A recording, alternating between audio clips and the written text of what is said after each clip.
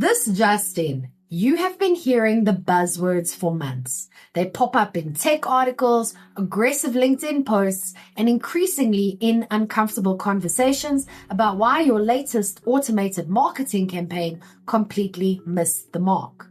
People keep throwing around words like hallucination, sycophancy, and automation bias as if you are supposed to inherently know what they mean. But definitions actually matter. You cannot protect your small business from a threat that you cannot accurately name. Tech companies love to use complex jargon as a gatekeeping mechanism to make you feel like you are not smart enough to question their highly flawed products. It is time to strip away the corporate mystery.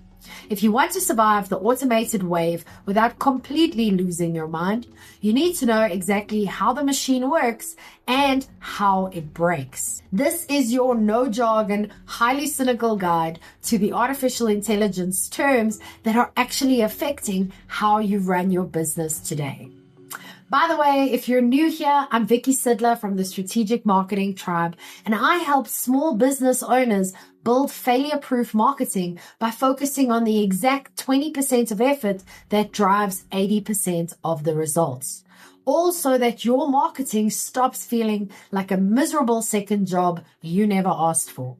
I believe your greatest competitive advantage is simply sounding undeniably human. Because, let's be honest, you cannot fix your marketing if you don't know why it sounds like a robot wrote it. So download my 5-minute marketing fix to spot exactly where your messaging is suffering from AI-generated jargon so you can replace it with actual human clarity. Okay, now with that out of the way, what exactly are you talking to? You probably assume the chatbot open on your desktop is basically a digital encyclopedia that actually understands the questions you type into it. It is not.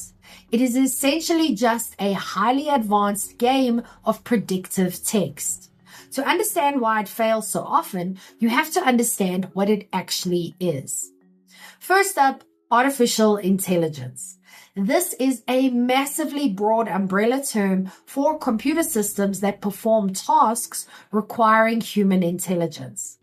But when people say AI today, they almost exclusively mean the conversational chatbots that generate text and images. Then we have large language models, or LLMs. This is the actual engine behind tools like ChatGPT and Gemini. An LLM is trained on billions of web pages to learn statistical patterns in language.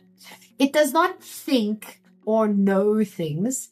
It simply predicts, based on the conversation so far, what word is mathematically most likely to come next. Then we have generative AI.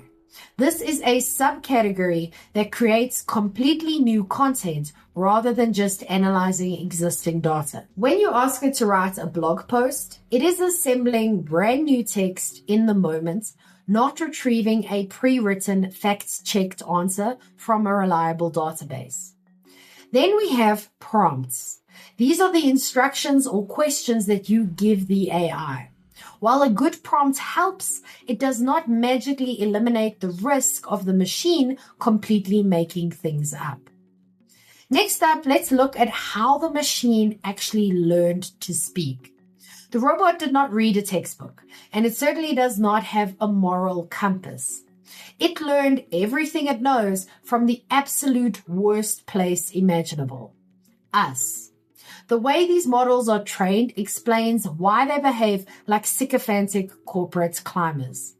First up, we have training data. This is the massive, unfiltered collection of internet text that the LLM read before you ever spoke to it. This data dictates its blind spots. If it was trained mostly on Western internet forums, it is going to be terrible at understanding specific South African business contexts. Then we get RLHF, reinforcement learning from human feedback. After the initial data dump, human raters score the AI's responses. Because humans naturally prefer responses that are agreeable, confident, and flattering, the model learns to prioritize those exact qualities, often at the direct expense of accuracy. Next up, we have fine-tuning. This is taking a base model and giving it specific data, like your company's FAQ, to make it better at a niche task. It makes the bot more specific, but it still inherits the underlying flaws of the original model. So why is the software so confidently wrong? If a human employee looked you dead in the eye and fabricated a legal document, you would have security escort them out the building. But when a piece of software does it, we assume it is just a minor glitch. These glitches are actually documented structural failures built into the core of the technology. First up, we have hallucinations. This is when an AI confidently generates information that is completely fabricated, presenting it in an authoritative tone. The AI does not know it is lying because it has no internal fact checker. It just generated the most statistically likely next word, and that word happened to be wrong. Then we have confabulation. This is the more scientifically accurate term for a hallucination. Just like a human brain filling in a memory gap with a plausible fiction, the AI is not trying to deceive you. It is just filling data gaps with statistically plausible, highly confident nonsense. Then we have sycophancy. This is the terrifying tendency of AI models to agree with, validate, and flatter users rather than challenge them.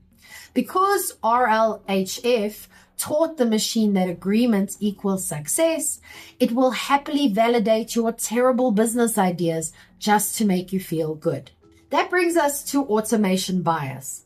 This is a human failure caused by AI. It is our psychological tendency to blindly trust automated systems simply because they produce confident, well-formatted output.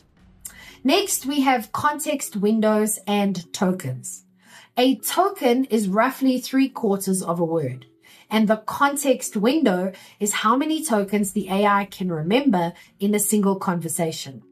If you have a massive month-long chat, the AI will eventually forget the beginning of the conversation and start contradicting itself. But what happens when the robot breaks your brain?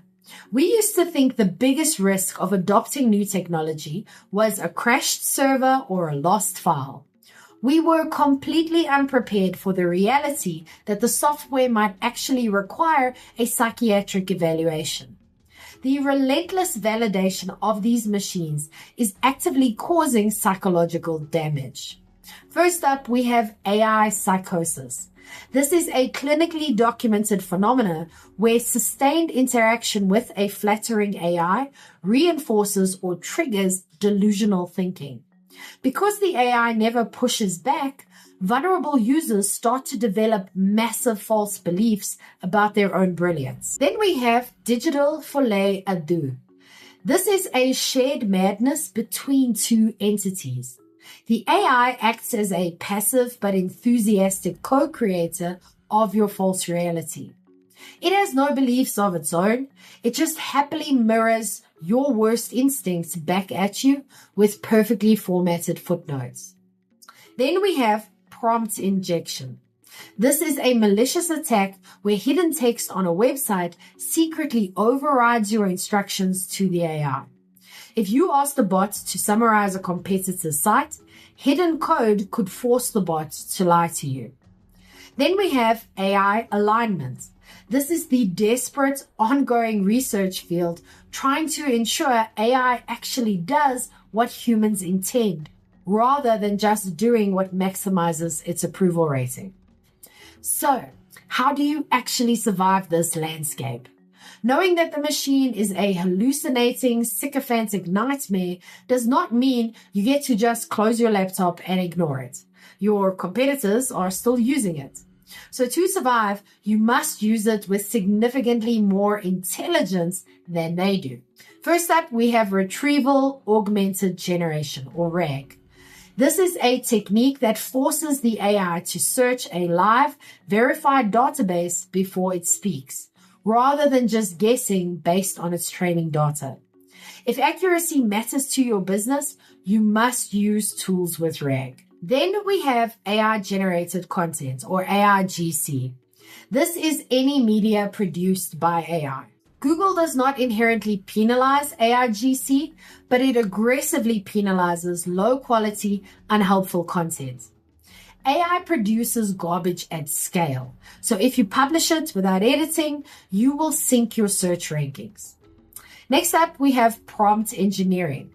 This is the strategic crafting of instructions to reduce hallucinations. It helps, but it is not a magic bullet. Then we have AI literacy. This is your ultimate survival skill. This is your capacity to critically evaluate AI output, knowing exactly when to trust it and exactly when to ignore it entirely. You cannot protect your business from something you cannot name. If you do not understand this vocabulary, you are going to get played by the machine. And if your website copy is currently filled with the exact kind of sycophantic, hallucinated garbage these models naturally produce, your clients will immediately take their money elsewhere. You need a fast way to translate robot speak back into human connection. To help you with that, get my 5-minute marketing fix. It acts as a diagnostic reality check, helping you spot the exact places where you accidentally let an algorithm ruin your core messaging. Stop losing sales. Download the fix now. You can get it for free in the description below, or you can go to strategicmarketingtribe.com/fix. But what about you? What is the most ridiculous, overly complicated corporate buzzword you have ever heard someone use? I'll go first. Mine is synergy. Let's be brutally honest. Nobody in the history of commerce has ever bought a product or service because a salesperson promised them cross-functional synergy. Okay, your turn. What is your favorite terrible buzzword? Let me know in the comments. I'm Vicky Sidler from the Strategic Marketing Tribe, and I post helpful news updates for small businesses every day.